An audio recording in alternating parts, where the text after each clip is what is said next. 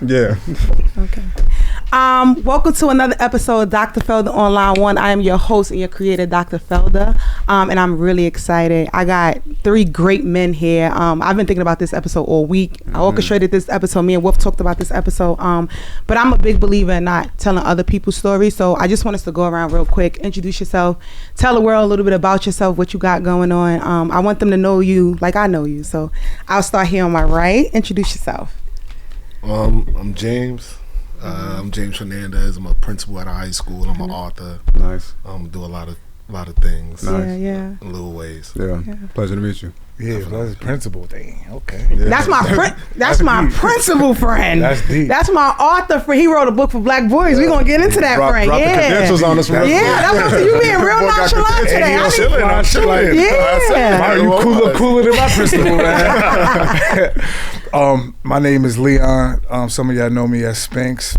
I have a podcast, Nothing's Normal. I teach boxing. I own a boxing brand, Steel Hands Boxing. Yeah, I teach boxing. With you. Yeah, for sure. I'm located out of Westchester. I'm from Greenburgh, New York. And that's it for now. Yeah, that's me. That's dope. I'm Wolf Taylor. I'm engineer at this podcast studio right now. I'm originally from Texas. Been in New York for like 6 years, and I have a podcast called Halfway Up.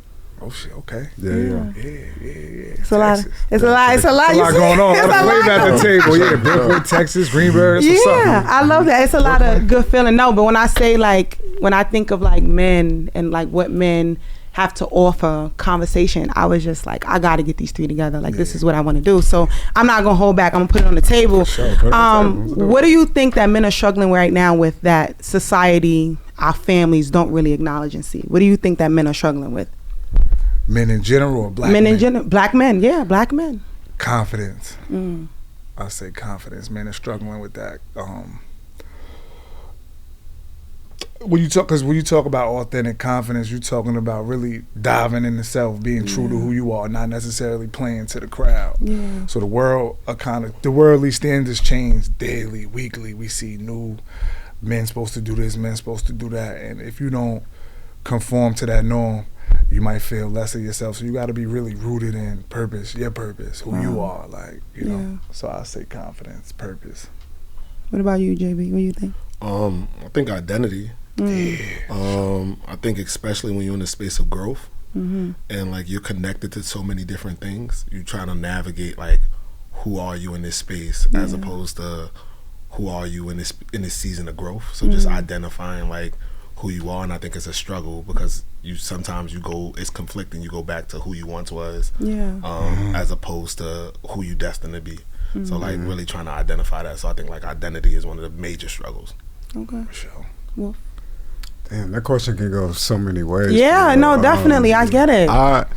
Probably loneliness. I'd probably say loneliness. You know what I mean? I think this generation is especially topics on the internet is really exposing that people be lonely even when they around people. You know what I'm saying? It'd be, can we cuss and speak freely? Yeah, speak this. Listen, we ain't holding back today. Yeah, niggas be lonely and they got a girlfriend. You know what I'm saying? Niggas be lonely but they got homies around. Yeah. You get what I'm saying? I think that's something I'm seeing a lot more. Yeah. But it ain't. We just at the front door of that conversation. Yeah. You know what I mean? So I think that's something men struggle with a lot. Is loneliness, trying to level up while still being around what's normal to you, what's comfortable to you, but you're trying to figure out how to get to the next thing, how to get around people who reflect what you're trying to be, you get what I'm saying, while also still maybe not feeling comfortable stepping outside your comfort zone, because it might cause you to be around some people that don't look like you or that don't talk how you talk or that type of stuff, you know what I mean? So probably loneliness. I think a lot of time when I was on my podcast, and Wolf, people tear me up for this because they feel I don't really root for men as much as I should. So this is another reason why this episode was so important. They say you don't root for men? I don't really highlight men stuff. I don't root for men, and I don't want anybody. I'm rooting for everybody. You know that. But I also feel people feel I've had conversations with people and they feel men got a lot going on. There's a lot of pressure on men more than women.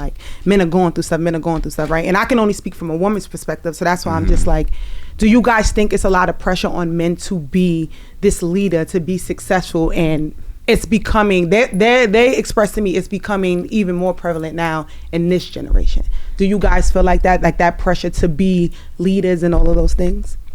1,000%. Yeah, I'm about to say absolutely. 1,000%. That's it. So how do you handle stuff like that? How do you handle that? I like to stay realistic because I mean everything is subjective. There's levels to everything in life, so I try not to get caught up in the next person's expectations. So since we're talking about being a man, as far as a woman, what you expecting? For one, you gotta embody what you feel like you deserve. You know, now I feel like even if you talk about dating and things like that, it's not a lot of authentic dating, people dating and necessarily get to know somebody. Dating is a business strategy. It's like, okay, if all else fails in my life, I'm gonna just find me a man and he gonna, so. You feel like women feel that way? I feel like that's what it, when you talk about the standard for being a man, the pressure, I feel like most of those pressures come from like providing for your family. Gotcha. A woman, kids, if you have children. It's a lot of pressure, but how do I deal with it? I just don't really get caught up in anybody's expectation. Once again, rooted in my truth, what I can, when I can, how I can. Like I'm not showing up as anything I can't do or figure it out, and it works for me. I think for me, when you think about pressure, it's like it's every day, right? It's like what I deal with on a consistent basis. So for me, in this season that I'm in right now, how I navigate pressure, I take it a day at a time. Never too high, never too low, right in the middle. And just staying consistent to who I am. It's like if I allow the pressures to get to me, that's when I'm going to sit here and I'm going to spiral. Right? Because I realize like the pressure is not from society. The pressure is from myself. And it's on me to like want to dictate my greatness and who I'm trying to be and what I'm trying to become. So it's like I put this pressure on myself consistently, like, and I never feel like I've accomplished enough. Right? So like regardless of what it is and what I accomplish, I'm like, yo, it's never enough. It's never enough. Like I don't even celebrate my wins because I feel like, yo, I should just be winning more. So identifying like the pressures is like really being able to sit in that. But sometimes we moving too fast, you don't even take a moment to even just heavy on moving sit, think, process. Like, yo, I got all this on my shoulders. It's like, nah, go ahead, we gotta walk through this. We're gonna figure this out. So like just navigating and like in those moments of pressure, how do I deal with it? I don't. I just really pivot and I do something else. Like to just keep my mind off. I can relate to that for sure. Really? Okay. Why you say that? Well, because I can. You know, it's like there's always something to do. You know what I mean? Like when you think about being a man, like I think one of the first things you really think about is being like constructive. Like you have to build. You got to be a creator, creator of things that are not here yet. You know what I mean? You got to come from like the unseen and how do I make that shit seen? You get what I'm saying? So it's like sometimes when you finish one project, let me move on to another one. But like the way I deal with that, run the question one more time just so I can make sure I'm top of mind. Well, like I can say it exactly. No problem. I was saying that sometimes men have the pressure of being like leaders of our household, of our family. And we're pushed to be like, you need to be this, you need to be greatness, you need to be that. How do you deal with the pressures of society putting that on you as a black man? The way I deal with that pressure these days, like I'm Christian. I come from a Christian background, but like I've always more so focused on like my relationship with God. You know what I mean? As far as like my actual praying and communication with God. But I never really been in my word for real. And that's something that I'm trying to start doing more these days. You know what I mean? Because there's like certain scriptures I read in the Bible today. I'll be like, damn, like I don't know how long ago this was when they wrote this, but that's very like applicable to what's going on in life right now. You know what I mean? So I definitely try to read the Bible. Definitely try to prioritize like self-care in the sense like I'm gonna hop on a city bike, you know what I mean? Like I'm gonna go to Prospect Park, I'm gonna go to one of the piers, you know what I'm saying? I'm gonna go to the beach. I know New Yorkers don't really like Rockaway Beach because they say the water's bad. It's like Wolf love going to the beach here. I don't know why. I don't know why, but go ahead. I'm gonna let you rock. Beaches is alright. I like the beach, you know what I'm saying? Coming from Texas, it's a landlocked place, so it ain't no water for real. You know what I mean? So I'm gonna try to go to the beach.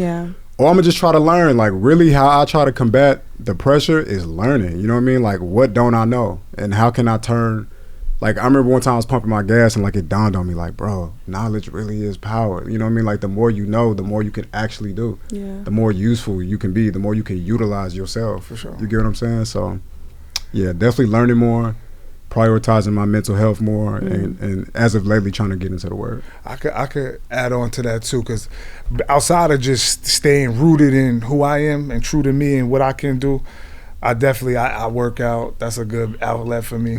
You know, obviously, like I said, with boxing, there's a lot of things you learn in boxing that you can apply to everyday life. You know what I'm saying? So as far as that, getting into nature, I'm heavy into nature. Like I said, I could go, if a flock of birds congregate by my car while I'm sitting in it, that'll up my spirit. That's that I look at that as a message. I listen to animal messages. I feel like they communicate with me often. So that's hard. Stuff like Yeah, that. That's hard. Stuff like that'll mellow out the noise from society. I go to another place. Yeah.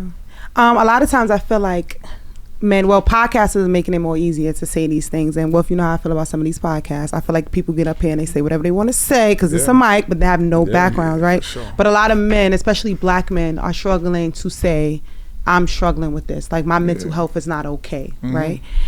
So as black men, how do you deal with your mental health to ensure that it's intact, or whenever it's not intact, how do you, like, where do you reach out to? What do you do? So like I just told you, I'm not big on, I'm not a big venter. I'm not a big venter, and that it comes from experience. I mean, if you have somebody trustworthy enough, a lot of times what you go through is entertainment, to somebody else. And then it's like, damn, what's your purpose for venting? Am I venting because I'm looking for a solution, or do I just want to get something off my chest? But do you feel like men don't have that safe space to kind of like vent to? I don't feel like it's not that we don't. Yeah, I guess so. It's all about pride, accountability. You got to be real, rooted in yourself. You got to be willing to say what you good at and what you're not good at. A lot of men, it's a lot of battle with the ego.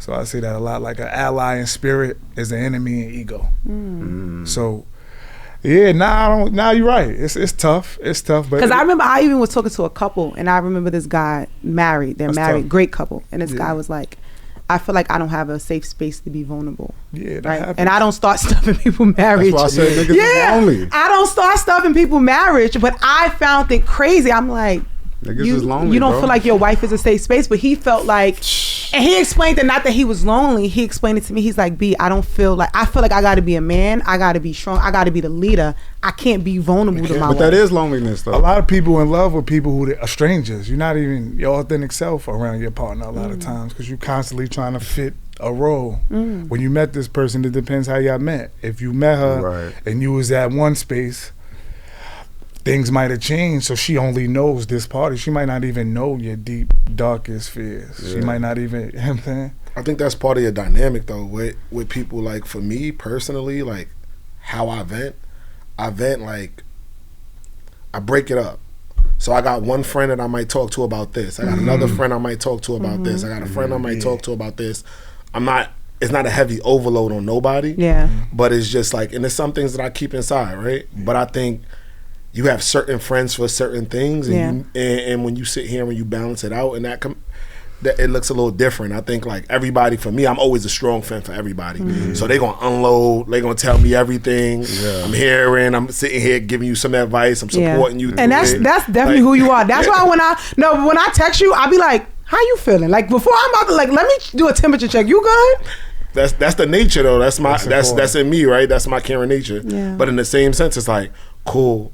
I've never been in this space, like even going through therapy, like I've never been in a space where I just unloaded. I just felt like, I don't know, maybe it's a sense of like me, and it's something that I got to work on when I look at it like as a sign of weakness, or it's a space where I just got to really sit here and I got to identify that like, oh, it's okay to not be okay, and just sit in that, right, and just understand that. I think part of like just being strong, being this person for everybody to lean on, you have those moments. And I think like for me, more and more, I've learned over the last few years to be more vulnerable, to allow myself to feel certain things and be able to express things to certain people. But in regards to expressing it to one person and one person only, like, nah, we gonna work on that though. Like maybe when I find my person, maybe I can find that in my person, right? But as of right now, I'm gonna still bounce around and figure out like, yo, bro, let me tell you about this. Yo, sis, let me tell you about this. Like, and that's just how I deal with it. Yeah, you also can't, it's a privilege when you can be vulnerable with people too. You might not have that privilege. You know what I mean? Like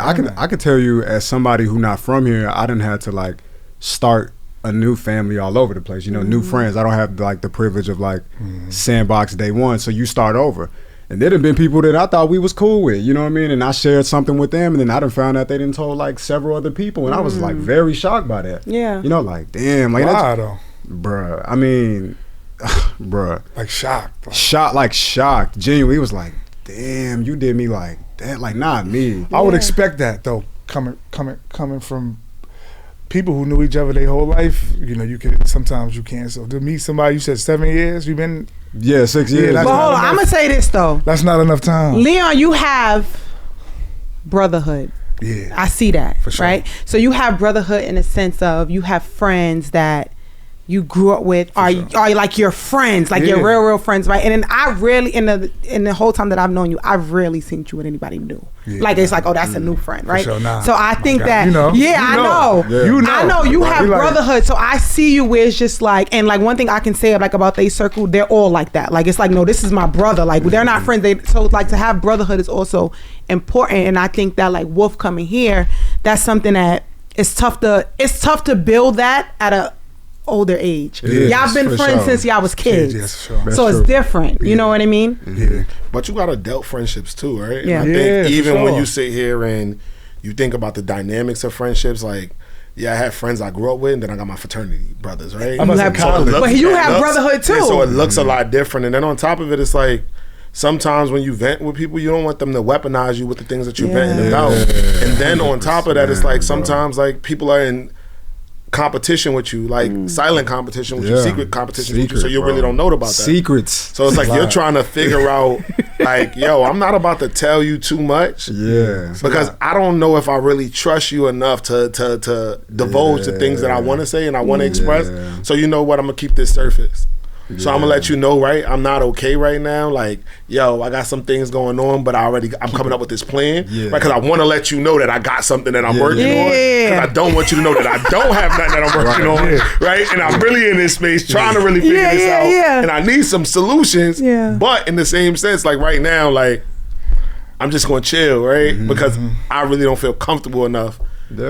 Exploring and letting you know what my weakness is right now, because I don't think that you have anything that you can provide me with. So that's why I don't feel comfortable enough telling you this thing. So it's a whole circle. You just gotta really figure it out. Do men have like these, like I know girls, we do this, like girls, we send phone, we chat our lives away. Like I have crying session with my friends, we go to, do guys really have like bro moments where we like sit on the phone, we talk, or guys don't do that? I don't feel if you paying attention, but like it's not, if you take if you just do a table on two sides and you don't put men or a title on it and you just put different things, I think it's safe to say like there's a lot of similarities nowadays. Men and women is doing the same things.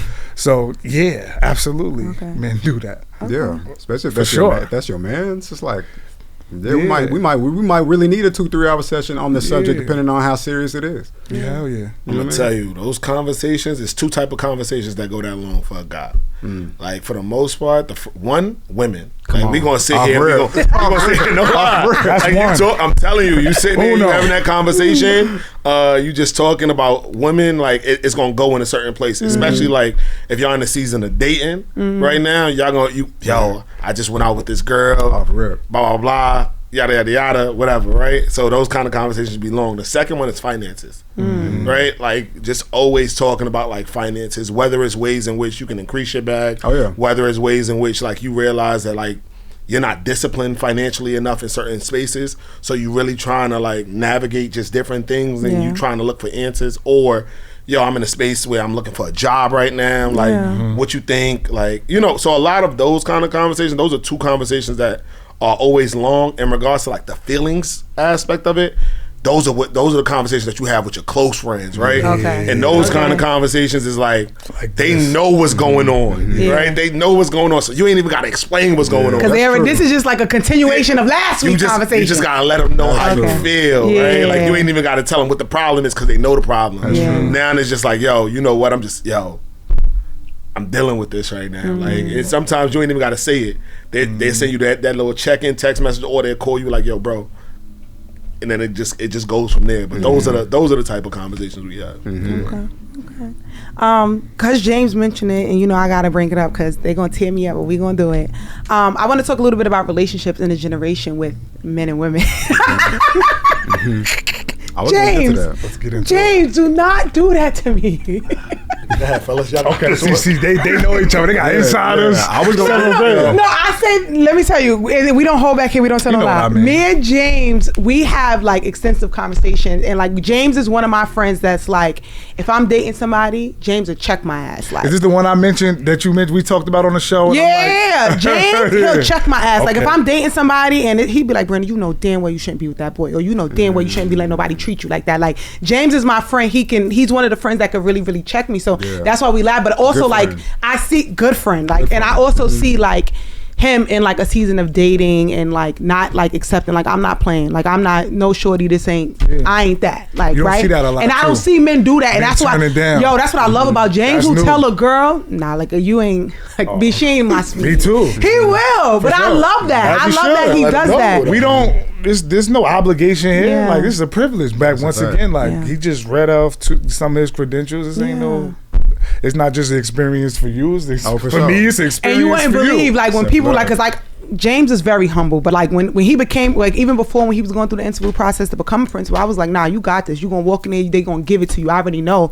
And when he announced it, it was a big celebration. Girls was like, what's up with your friend? What's up with your friend? And I'm just like, yeah, nah. Be focused on yourself. You know what I mean? And I tell girls all the time, this ain't that. Like he ain't that. You can't just approach him. You can't approach him in your kind of way. I realized, like, just even in that space, right, of people knowing, like, there's certain things that I just don't do, right? Mm-hmm. Like, I'm not gonna open up a conversation and tell somebody like what I do for a living. Yeah. Right? Like, let's get to know each other. Yeah. Similar to like, I'm not gonna tell somebody like what I drive. Like, if I'm taking you out on a date, you be like, yo, where you driving? Where your car at? I'm like, oh, I got a white car.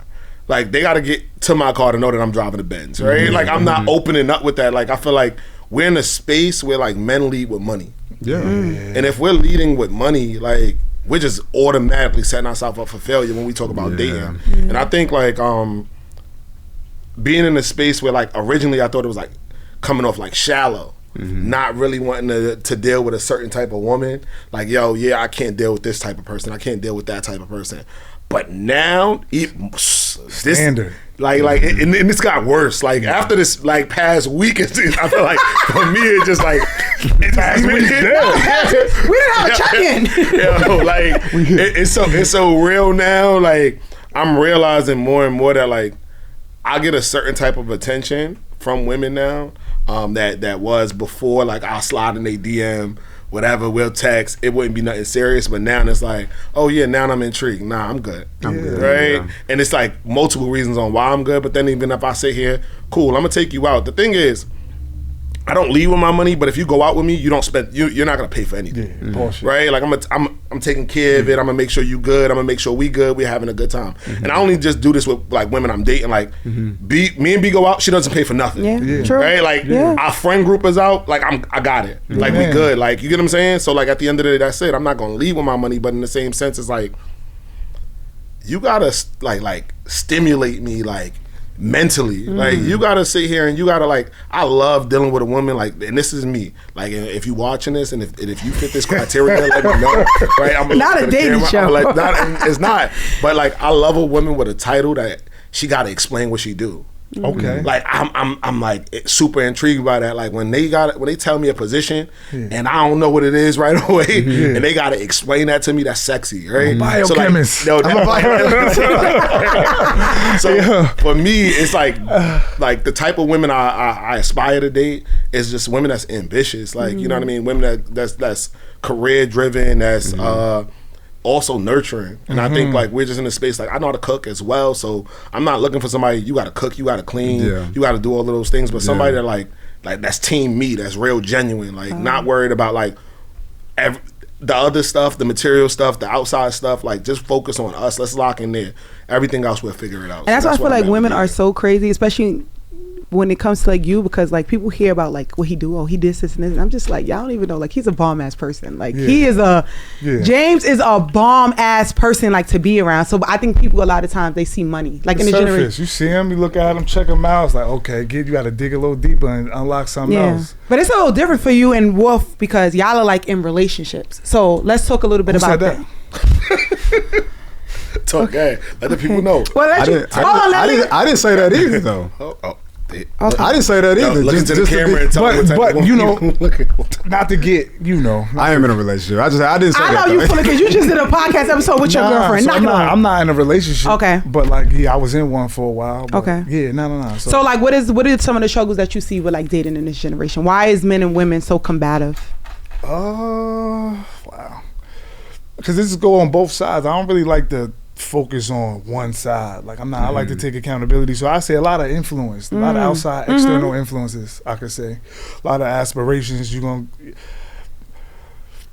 because I don't really want to I don't want to compartmentalize one specific, I almost said like music artists or, you know, movies or social media personalities, but like, a lot of external influences. So like I said, once again, if you're not operating off what it is for you, because something for you, it might be simple to please you, but like I said, you got all of these external influences telling you you're not happy unless you do X, Y, and Z.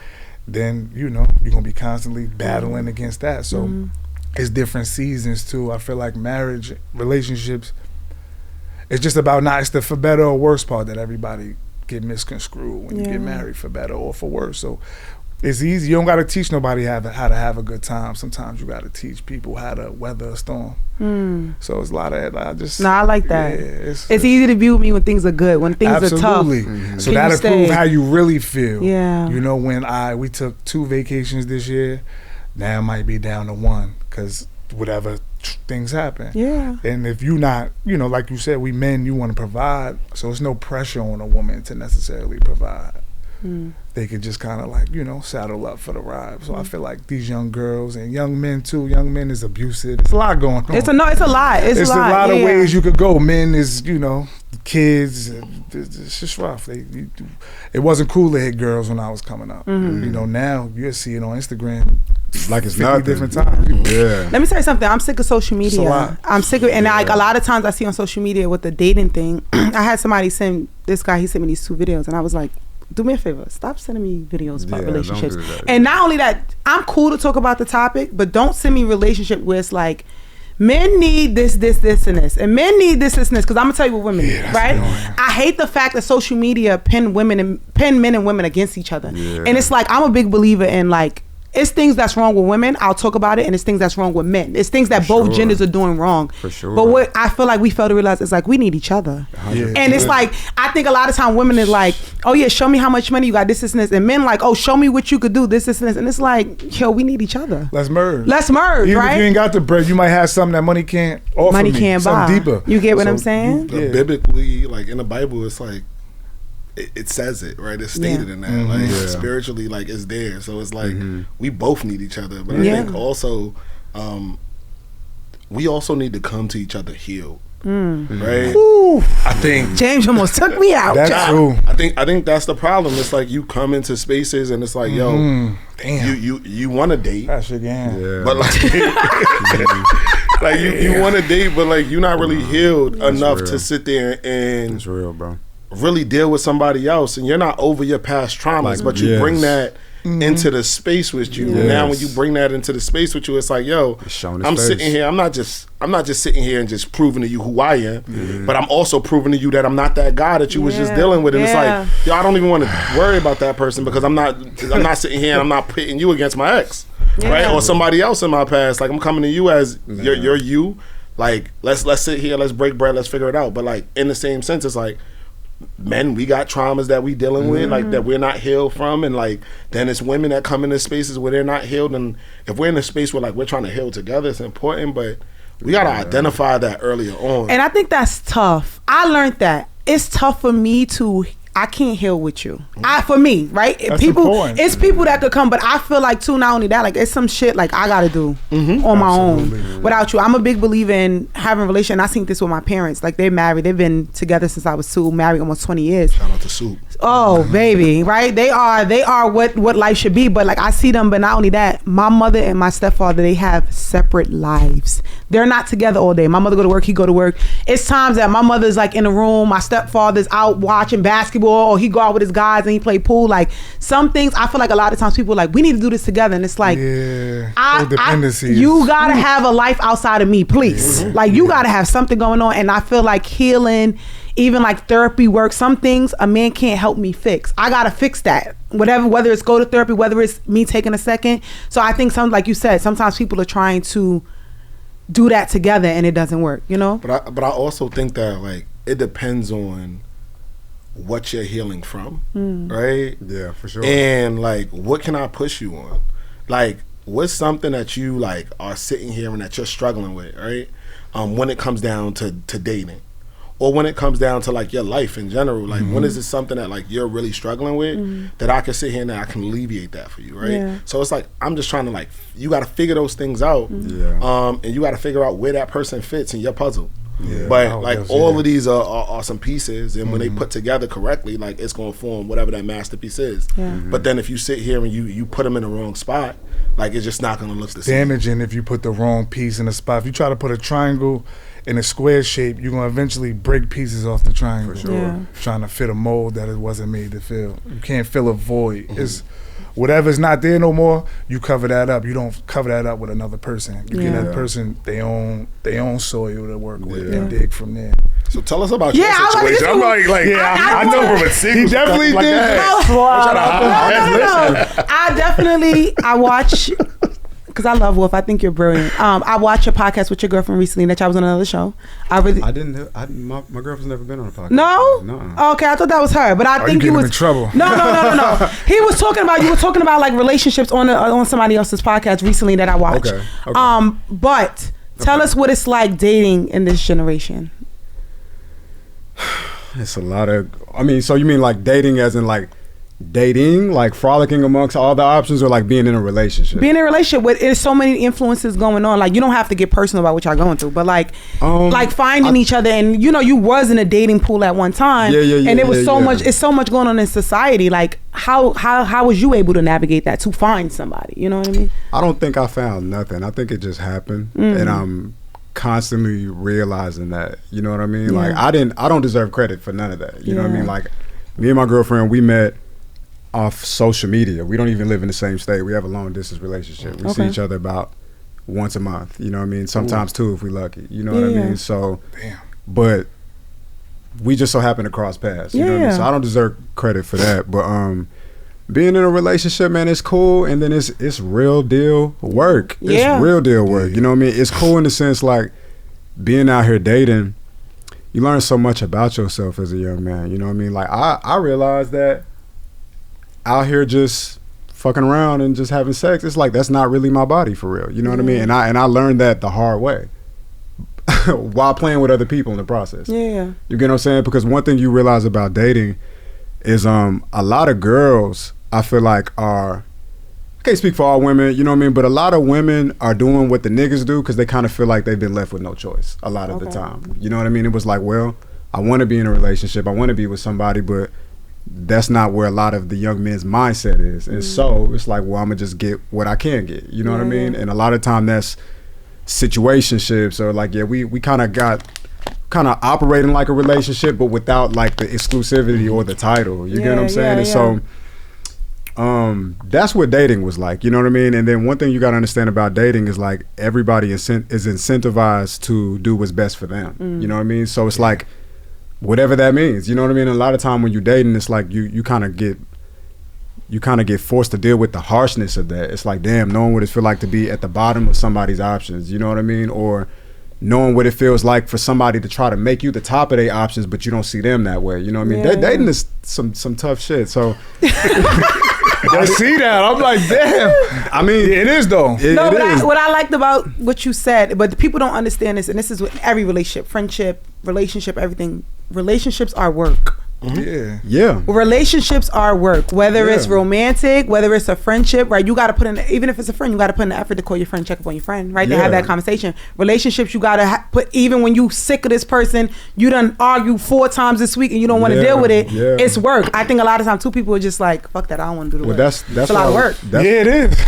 Yeah, that's what I was about to get into next. Like being in a relationship is great, but it really is work. You know what I mean? It's like life. You hear people say all these cliche things like just remain consistent, knowledge is power, all these things. But these things be true as fuck.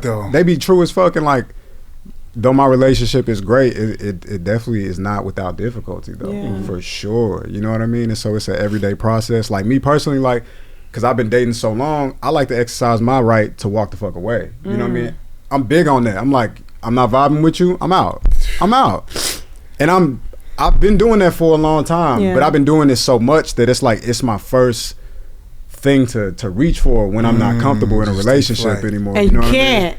Because it's going to be hard times. Every day ain't going to be good. I done tried. In a relationship, I done tried. Every day is not going to be good, right? So it's like, and even what you were saying, Leon, it's cool to be with me when we on vacations, we flying out, we this and this. But it's a storm now.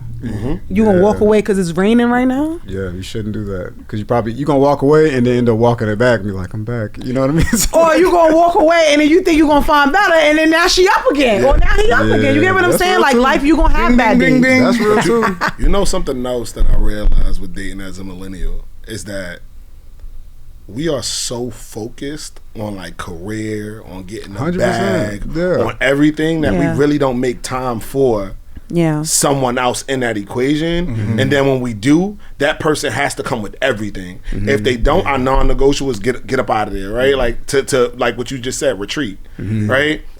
Because we are in this space of like, yo, I need to get to this next level, I need to get to this next level, I need to get to the next level, that we don't really consider other people within that space. And that really be the struggle, because it's like, yo, I'm trying to level up, I'm trying to get here, and it's never a pause because you're focusing on your goals, your like what you have for yourself, what you see for yourself. You ain't really trying to focus on dating right now. Like dating is like, you talking about me right now? I'm gonna go out on dates. I'm just saying. Are you talking about me on my show? I get some food here and there. Have a little fun. But outside of that, like I'm really not trying to really sit here and be locked in with you right now, because I got to be locked in with myself. It's a big sacrifice with your time. It's a big time sacrifice. But you got to make that decision. Like I realized that the other day. I was like, I don't want to be all, like, it's great, all the things that I've accomplished, great, whatever, cool, right? But I don't want to be just that, right? So I realized the other day, like, yo, I'm investing a lot into my career, who I want to be, but also dating and finding a person, which we talk about all the time, is important. So the same way I pour into my career and I'm actively pouring into it, and I stick with it. Like ain't nothing going, if this is what I want career wise, I'm gonna get it, right? We saw it. Dating should be the same way. If that's important to me, if that's what I want. You get what I'm saying? And that's what I realized recently. Go ahead, come on, Leon. You ain't gotta go back. Come on. When you start dealing with humans and dating, and that mindset for dating could come into it could I don't want to say obsessive, but then sometimes you'll settle. I feel like when you go into it at that mind, because it's like, okay, if you got 10 boxes, check off all 10. You might get to the point where like, I can't find nobody with the 10, but everybody's hitting this strong 7. Let me just go with one of the 7s. Like, but see, baby, that's when I say with your 10, you got to put in the work, but you can't be desperate. Like I'm not desperate. No. But like, you know what I mean? You know what I'm saying? Like people, like I feel like people that's come to a point where you just like, I'm this age, I'm at this point. He got 7. He got 7. Fuck the other 3. Mind you, the other 3 is pregnant if I turn 40. Yeah, no. The other 3 is you want him to have a job, you want him not to be abusive, and but you gonna say fuck the 3 because he's loving, he caring, he listening. You get what I'm saying?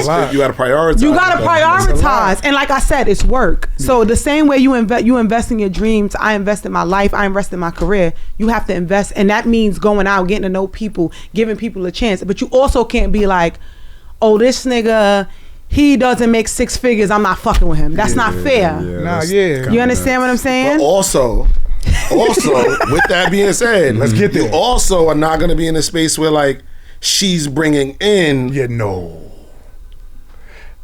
a little above the poverty line, and this is somebody that I really want to sit here and I want to navigate this charity. Poverty line. I'm just charity. Whatever. I mean, that's not that we not doing. I'm not going to talk about a number specifically, but in the same sense, it's like, yo, like you don't want to sit there and you don't want to be carrying the weight of somebody else in yourself, right? No, I get that. And like part of that is like when we sit here, you talk about our pressures. Liability. That's one of our pressures, right? When we sit here and you think about investing in anybody, like you got to be an asset. Come on, right? And like regardless of what it is, if she's sitting here and like, cool, well, I'm not sitting here saying that she got to have 6 figures because I'm making 6 figures, right? I'm not sitting here saying that like, yo, she got to sit here and she has to have this OD job, right? But what I am saying is that like a woman that's ambitious, a woman that's a hustler, right? A woman that's self-sufficient, right? A woman that understands what it looks like to be independent, right? For sure. When it comes to a man, all I'm doing is enhancing those things. I'm not building those things for you. You get what I'm saying? Like, so if I'm enhancing that, then let's win together. Because now you already got that. You know what? Whatever you're struggling with, let's figure this out, sweetheart. Right? So all of those things matter, but you also want to make sure that, like,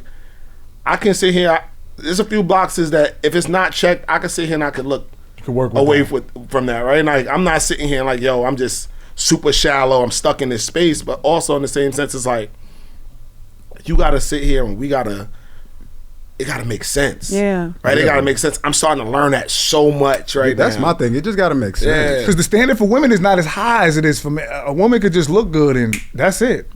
She could pull. But that's on y'all for that. The principal, you know what I'm saying? That's what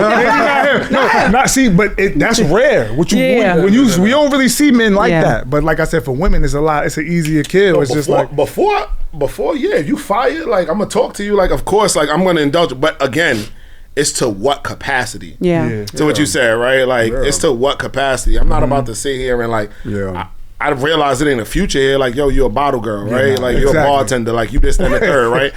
Like that's fun. Leon's the best. Right? I'm just saying, like, it's fun, it's entertainment. But in reality, is that something that I can see a future in? Nah. Right? Not really. I don't think enough men really see you coming from this perspective that's like really rooted in self-love and knowing self-value. James do not fuck around. But most men like do not echo the same sentiments, and that's the problem. You know what I mean? That's why like every story of like a great man in the Bible, like he fall victim to lust. Like, it's so many great men. They was great. They did great things. You know what I mean? Whole kingdom fell apart for lust. You know what I mean? And men, like you was just hinting at a moment ago, like a woman can just come through, be aesthetically pleasing.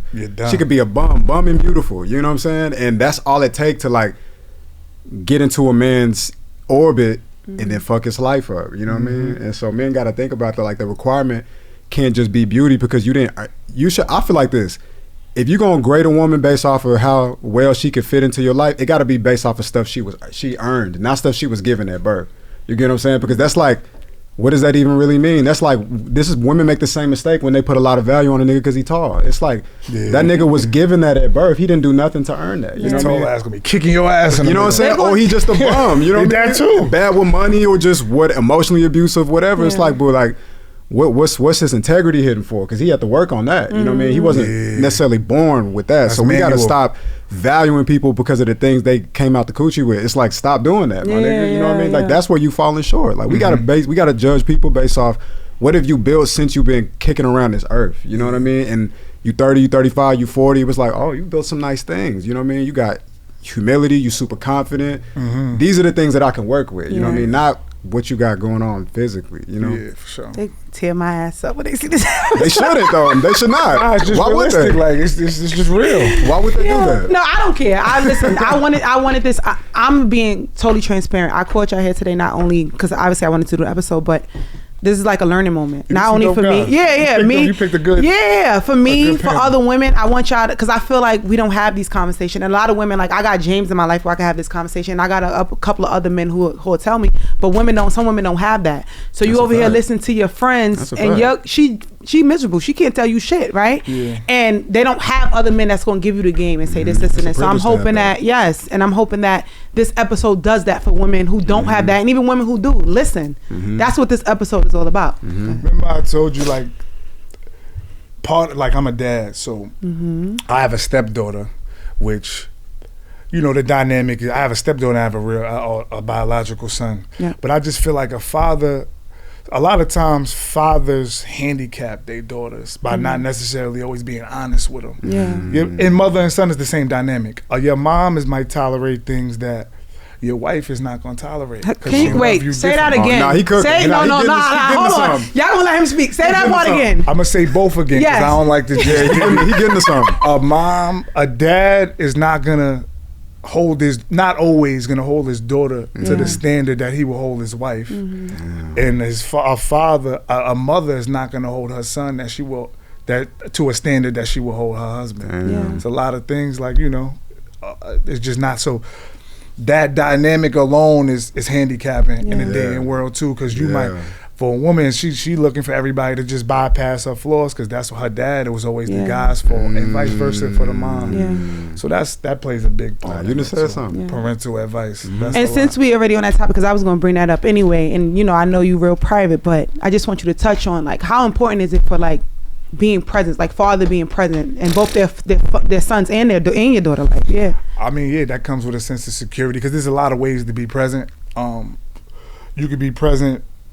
You can be good present and bad present, but I feel like you got to do both because that's life. We flesh, we human, we got free will. There's no such thing as perfect. It doesn't exist. There's gonna be arguments. There's gonna be without conflict. There's no conflict resolution. So you can't learn how to deal with something until you actually dealing with something. So it's very important for fathers to be around because, like I said, I don't like to hone in, but just it's so many things that my son didn't have to go through because I was around that I had to go through. As far as you might catch a woman on her bad day. Now, me being a young kid, I can identify when my mom's on her menstrual cycle because it's like, damn, shit a little different. But I had to learn that. Nobody taught me that. Yeah. Versus when the other parent is around, you on your best behavior. You smack a little son or my mom a little too hard. The other parent looking at you like, what the fuck is you doing? Yeah. Versus when it's just you in the house, you got free rec to just do whatever you want. Yeah. So it's very important for the safety on both sides. You know, when each other, our son got get on, I be like, I mean not because his mom going crazy. And then vice versa. We balance each other out.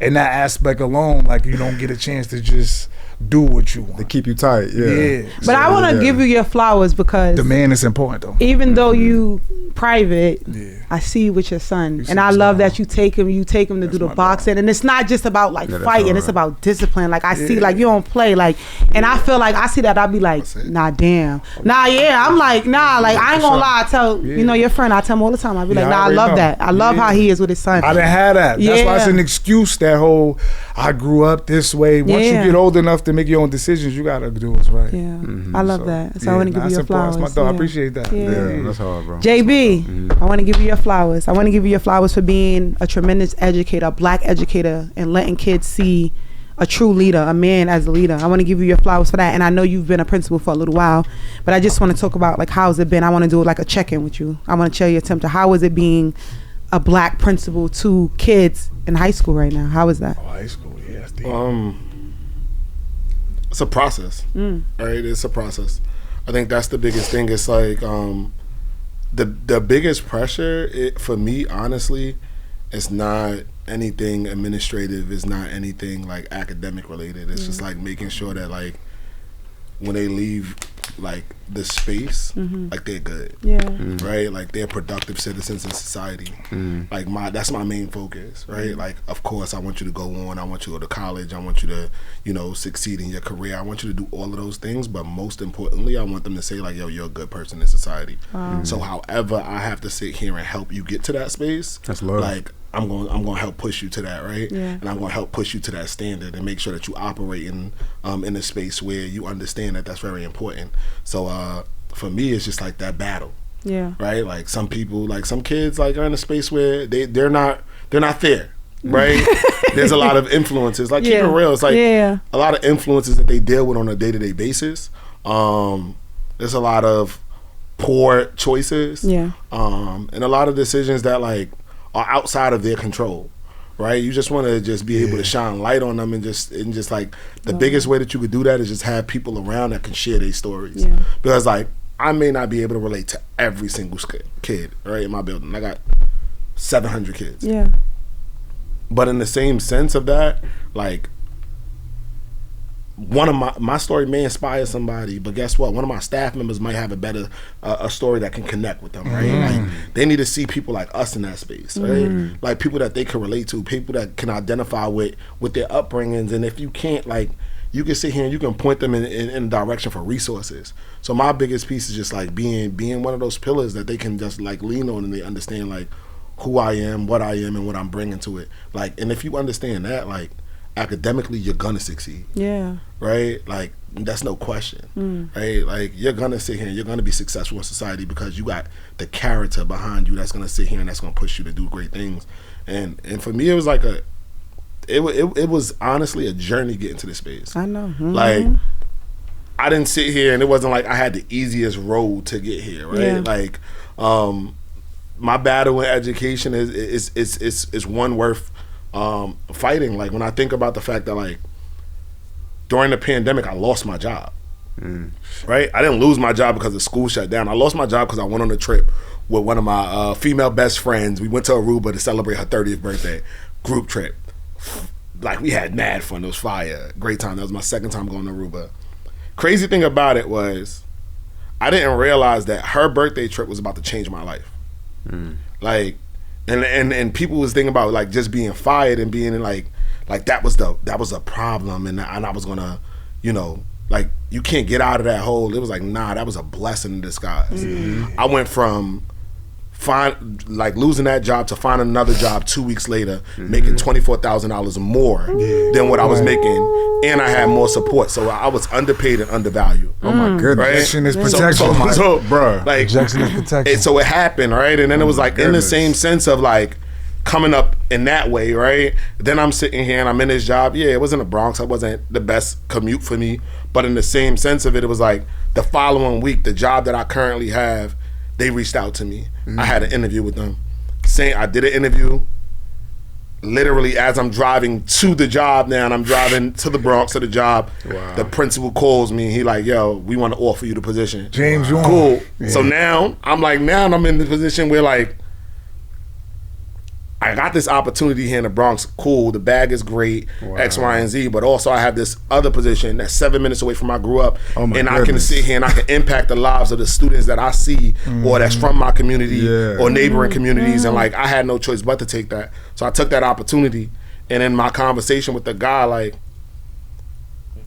the first year he was the principal. He's no longer the principal now. Obviously, I'm the principal. For sure. But he's now the chief of high schools. And in our first conversation, he said, what's your goal in 5 years?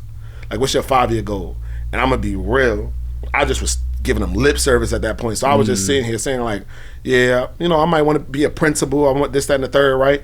But I was saying that and I had no conviction in my voice when I was saying that. Like, I didn't really believe in that, right? Yeah. I just knew that like I had to tell him something good in that moment. But like I knew that like I really wanted to enact change in a different way, and I just didn't know what that was. So like 4 years later, I'm here in the interviewing for the position, and I got the position in 4 and not 5. But you know, and the thing is like that same school that I'm now the principal of, that I got this opportunity from. When I started in education, I was trying to get in that building, and they told me no. Wow. So like. A yes is just a delayed no. Like, you know what I mean? That delayed yes is coming, right? Yeah. So that no, of course, it happened, but it also got me to the space where I'm at now. So like, I always tell them like, your yes is just delayed. Like, you're gonna figure it out. Like that space isn't for you right now. But if that space is meant for you, you'll find a way to get into that space. It's gonna happen. Yeah, like you said, rejection really is God's protection. And that power of that tongue, you manifested that and you didn't even believe it when you said it. The first time I didn't, right? The first time I said it to him, I didn't. But it stuck with me. And like legit, a year after year, it was like, all right, cool, I'm going to join this principal fellowship. So the fellowship's supposed to be like an 18-month program. But in 5 months, you could sit there and you could apply for principalship. So I applied in 5 months and I got it in 5 months. So I didn't even have to do the entire process. But in the same sense, it was just like, this was me being able to like during that time like, yo, I'm gonna get this. Like I'm gonna do this. And like I was low with the process. I wasn't telling like there was a small group of people, right? And he was like, Brandon, don't say that. And I was like, there was a small group of people that like that knew I was interviewing. Then when I got it in like November. Nobody knew. I didn't really get to tell anybody until like January.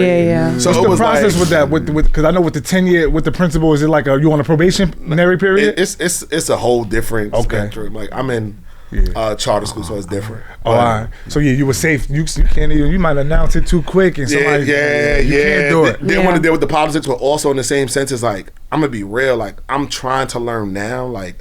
How to celebrate my wins. Like that's one of the hardest things. I think that they always tell us like as a black man, like I can't speak for your space. Like you know what I mean? I'm gonna speak for like as a black man, the thing is like be humble, right? Stay hungry. But it's like when you win, like how do you really celebrate that? Like who's celebrating you? Right? Like how do you bring your celebration? Not necessarily humble. I'm not humble. I'm not a humble person. No more. I'm moving that humility. You feel how I shouldn't make you feel celebrated. I'm more grounded though. Like, I feel that too, right? It's like how do you How do you celebrate? It's hard only because like storms happen so unexpected. And I don't even think it's the storm. I don't even worry about the storms happening because I know that it's going to rain. I know it's going to rain. I know it's going to rain, right? But I feel like when something good happens, I feel like for me, it's just like it's still more. It's still more. It's still, it should become regular. Right. I'm you know. No, don't worry about it. I'm this. Like, you know. You're the guy. I'm the guy. This is supposed to happen. But no, you supposed to be like, nah, like I'm. And that's why he know when I talk I be like Principal Fernandez, and he just like no, like, and I'm just like. Nah, but you that's who you are. You gotta embrace. It's hard sometimes. It depends who's around you too, because you might have somebody around you that don't necessarily feel like that about they self, and now you gotta be kind of like you gotta clap in the corner a little bit so nobody don't darts at your balloons when they see them in the air. But you ain't gotta dim your light so that others around you can. Hello, there we go. You don't got to. There we go. I shouldn't have to. It get dangerous though. I think it depends on like the thing you celebrating, depending on where you at in like the line of where you trying to get to, because I think sometimes people get they start celebrating and then they lose their edge a little bit. I think that's really the reason, because I kind of align with what you were saying. It was like, it's not that I don't want to celebrate myself, but there's a special pocket you in sometimes, like when you focus, like you could be in a flow state, and it's like I don't necessarily want to like sacrifice some of that magic to like lend toward this sometimes, so I think it just matters. But it's a duality that's important, because at the end of the day, like nobody gonna appreciate your blessing like you will. And your blessing, once your blessing pass, it's gone. You know what I mean? So it's like you don't get that day back, you don't get that moment back. So you got to figure out the rhythm between both. But I understand both mentalities, though. It's tough. Just because we here, right? I ain't gonna leave you. I want to check in with you too. I know. Well, I don't know, because like when I heard that you moved here, you left your family, but you moved here to pursue your dreams, and pursue a new life, right? I think that's like brave. Like I think that's real brave. So I just want to like, you like you said, you in a long distance relationship. Your family not here, they back here. It's a lot. You got a lot going on, but you here, you building a new community for yourself now. So I just want to do like a temperature check with how you feeling, how things are going. You got your podcast out. So like, let's talk to the audience and tell them what's up. Temperature check as far as just life in general. How am I feeling about life and how things? How you feeling? Be specified. I just want to know. How you feeling? What you feeling right? Temperature check. How you feeling about life right now? Talk to us about your business, your entrepreneurship, and what's going on. Yeah, life is good right now. You know what I mean? Like right now, I'm trying to run. I think therapy is coming soon. You know what I mean? I think for a long time I've been doing a good job maintaining how I've been maintaining. Everything I need to do, I've been doing that well. Yeah. But now I'm realizing, like, you know what? Like, to get to the next level that you're trying to get to, you might need therapy. You might need to talk to somebody, just sift some things out. So, which is, I'm proud of that. You know what I mean? I'm happy about that. And I'm proud that you're able to acknowledge that. Yeah, because I wasn't aware of that before, especially in my relationship. Like, I realized, like, in my relationship that like it's some things that I might have like picked up from just previous things. It's like, damn, I hate the fact that might be present now. You know what I mean? Especially against my will. You know what I mean? Certain things, but life is good, man. For real. Like I live in Bed-Stuy. I love the neighborhood dearly. You know what I mean? Dearly. Like at first I was like one of them people. You got certain people that be like, I'm from this part, and I don't worry about going nowhere else. And I was like, I love all of New York, and I do, but Bed-Stuy is a special place, bro. You know what I mean? And my rent is expensive as shit.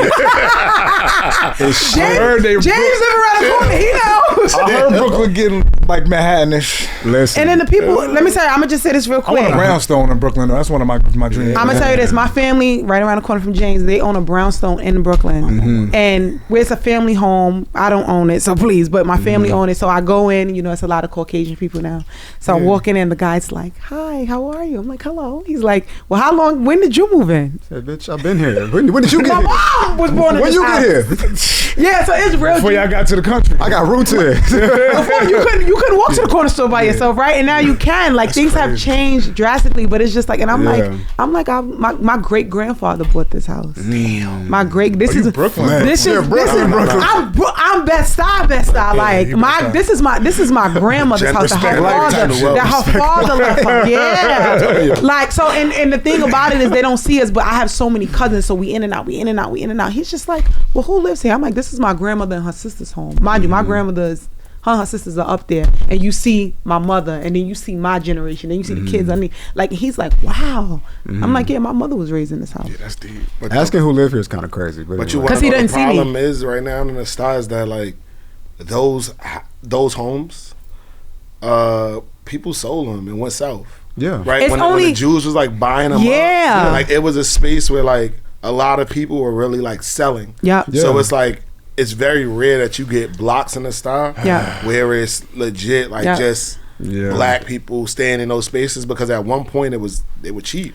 Yeah. And no, not only that, $1 million homes. Yeah, but when you think about it, right, and like this is like, and that's a whole nother conversation about people not being educated. But like literally, my grandfather, the house that my family owns, we are the last people there. Everybody else has sold from our from our kids, and not only that, it's Jews come out all the time. Oh, we'll give you 1.1 million, 1.1 million. But you got to think, it's my grandmother and her 2 sisters who own this house. So even after taxes and after they break that down, you eating off of this. You ain't really paying on what this house is worth. Oh, for sure. You understand what I'm saying? Oh, for sure. But that just comes with time changing. History. That's what y'all playing.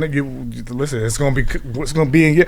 Leo, I would have to you up the bat soon. It's gonna be. No, I would have to point you. It's a whole generation before me.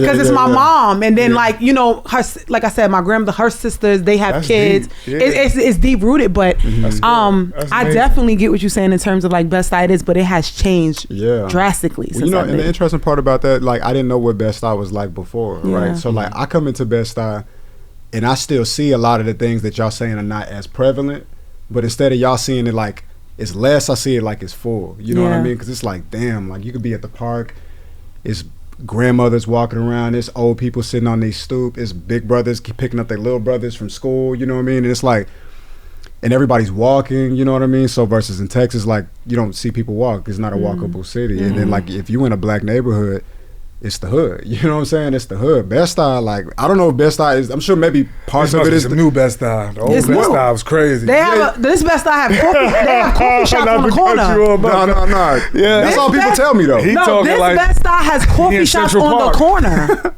This Bed-Stuy has people are sitting in Saratoga Park. That's my part. I love being there. I'm in a space where, like, I'm in the middle, right? Like I love like what it once was, like the nostalgia of Bed-Stuy. I love it, but also like the new parts of Bed-Stuy. Like I'm appreciating that as well because it's like those are some things that we needed, right? Maybe not the people. So that's what I say, right? Say, like we needed pieces of that. I missed the part of Bed-Stuy, and I'll say this: I missed the part of Bed-Stuy when it was community. I missed the part of Bed-Stuy where if I walk to the store, I'm gonna see somebody I know. I missed the part where if something happened, it was like, I don't know your name, but you one of them Sutherland kids. Like I know your grandfather, and they will go tell my grandfather because for real. I know he will be sitting on you kidding me? By the time I got back from that store, they would know. I miss Archie's on the corner. I miss knowing the corner store man. I miss it being a Chinese restaurant right around the corner. I miss that part of Bed-Stuy. So I appreciate the transformation and the growth, but I miss the community. I miss the family. The world changed from that. From the times you talking about, there's not too much that's like that. Kids don't even play outside. Kids don't play outside. Like we used to play tag, manhunt. Like you used to sit there and have a blast, like outside. Skelly. Like people don't even know. Kids don't even know how to play that right now. Like if you sat there and you my gave niece them told me the other day she didn't know how to jump rope. They don't know what that is. They don't do double dutch. She said she don't know how to jump rope, and I jump rope. She was like, "You know how to jump rope?" I'm like, "Yeah, I was outside kid." So now they be turning rope in the school, right? Mind you, got high school kids. Like not all the girls know how to turn, not all know how to jump, right? You'll see the staff doing it more than you see the kids, and I'm like, yo, but like I went to school like in Brooklyn, like you know, I went to Jeff, so like the girls knew how to jump rope and do all the little things, and it's like, yo, like just the generation in this time in which they growing up, it's like, yo, they're consumed so much in technology, right? And it's like that community aspect of it. So it's like you get to see a different side of what it was. I do. That's dope. But I'm happy that like you appreciate that, like you enjoying what it is now. I love it, man. One thing I hate about New York is like it changes you in a way you can't go back. You know what I mean? And I hate that because like at first I just see myself passing through, enjoying the experience.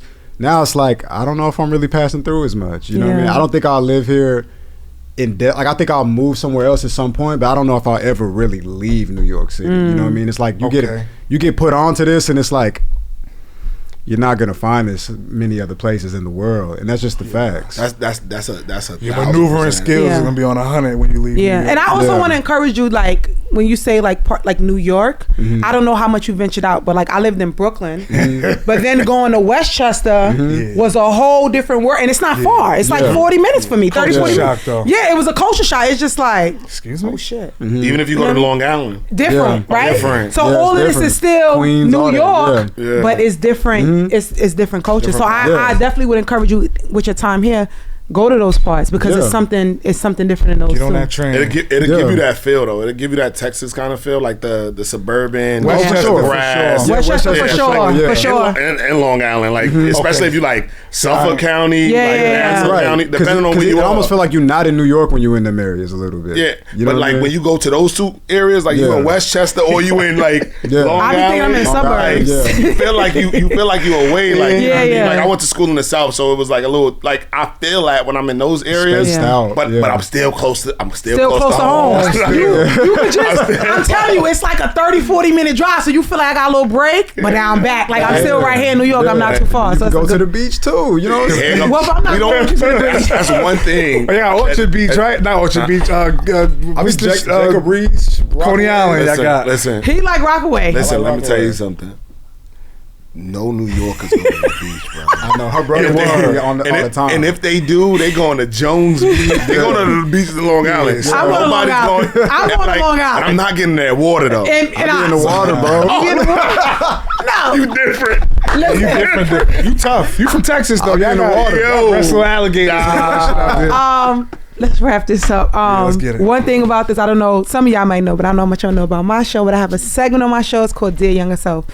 It's my favorite segment of the show, but just because it gives you a time to reflect, it gives you a time to think about who you were before and now who you are now. We talked about not being able to always celebrate those wins, right? But the man you was at 16, you're not him now. And it's important to reflect. So what we're going to start with Wolf, just because that's where I feel like I want to go with this, cool?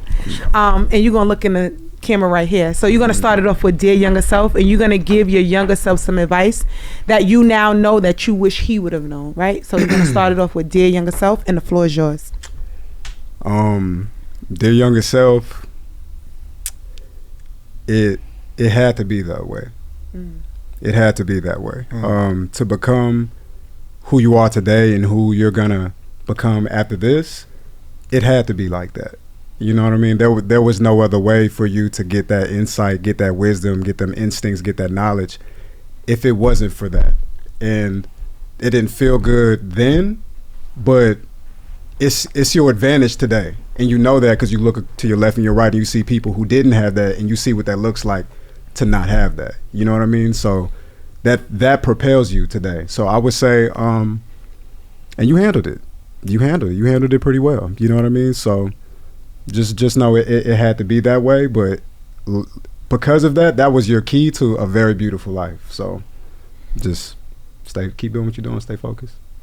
That's real. That's the part. That's the good part about going first. See what I do for you? He set the tone. Yeah, he was really talking to himself. Like he said, "You" and all. Yes, that. I love that. Come on, this is that was deep. That's a therapeutic technique. Just saying, I bring a little bit Dr. Phil when I come to this show. JB, you up next. Dear Younger Self, and whatever else you wish to say to Younger Self. Make sure you're looking in the camera. All right, go ahead. Dear Younger Self, be patient. It's a marathon. You cannot sprint in the first 100 meters. Take your time. Understand that there will be hurdles in the way. But stay consistent. Never fold. Stay 10 toes down. I know that's right. Always solid. Yeah. That was a little Brooklyn at the end. I love that. That was the old best style. You know how I feel about Brooklyn, man. I love that. Spanks, you last up. You're going to look in the camera. Make sure you're looking, please. Dear Younger Self. Dear Younger Self. I like how he said, I'm more like that too, like as far as it had to happen that way. You was dealt quite a hand. And it had to happen that way just because the lack of insulation, getting to my insulation was my trial and error. So, wow. I never even been asked nothing like that. It's all right. Take your time. Me neither. But that's what I would say, because like I said, I didn't have that structure, that insulation that would have protected you, that shield, that those the molding process that it takes in raising a child. I started, because like I said, my walk took me a lot of different places. So I'm mainly speaking from my Maryland era. When I moved from New York and moved to Maryland, that's why I feel like I lost the structure. So I would just say, listen, keep going. Like, I ain't quit yet. That's how we got here. So that will, those trials, those tribulations, those wounds that was some inflicted by people, others self-inflicted. Accountability, always stay accountable. Thank you. That's all I can say. No, that was so good. That was great. Nah. Yeah, because I could go a lot of different places. Yeah, that was so good. Took me on a little trip. Yeah. Now you're going to think about it all day. I know. I am. I really am. No. But I it was really important for me, like I said, to get y'all together. Y'all all know I respect y'all just in different ways. We know each other from different periods of my life, but I'm happy that you guys are still around in this period of my life, and we're able to like collaborate business-wise, friendships, everything. Like, this was good, and I'm hoping that this episode really helped not only women but men. Like, it's okay, like other men are going through this stuff, and this is what this podcast is about. So I really appreciate y'all showing up for me and being here today. Sure. Okay? Yeah, we gotta shout you out. You did that. You did a good job picking the course. The selection was dope. These two, I learned a lot from these two right here. It was good vibes, good energy. Yeah, that's what I'm about. It felt good. This episode felt good. It felt like family, and that's what I'm about. You know, it's a round table discussion. Yeah, and it's. I see why you fuck with him. Like, you see what I'm saying? She was speaking highly of you at the interview, and I'm like, you know. Yeah. This is it felt like family, and it felt good, so I'm happy that you guys came. But and I thank you guys for watching. Make sure you like, subscribe, and run this episode up. And I'm out. Let's get it. That was so good.